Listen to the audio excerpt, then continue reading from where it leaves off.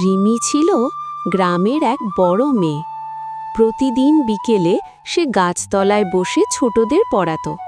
কিন্তু শুধু বই না, ও শেখাতো দয়া, সম্মান আর সাহস। সে বলতো, কারো সাথে খারাপ ব্যবহার করো না, কারো সাহায্য লাগলে এগিয়ে যেও। বাচ্চারা মন দিয়ে শুনত। একদিন এক বৃদ্ধ মানুষ তার জিনিসপত্র বয়ে নিয়ে যেতে পারছিলেন না। চারপাশে কেউ সাহায্য করতে এগোলো না। রিমির শেখানো বাচ্চারা একসাথে দৌড়ে গিয়ে বৃদ্ধকে সাহায্য করল আর হাসি মুখে বলল, চিন্তা করেন না দাদু, আমরা আছি। বুড়ো মানুষটি বিস্ময়ে বলল, তোমাদের শিক্ষক নিশ্চয় খুব ভালো মনের মানুষ। বাচ্চারা হেসে বলল, হ্যাঁ, ওর নাম রিমি দিদি। শেষে রিমি দূর থেকে দেখে হাসল।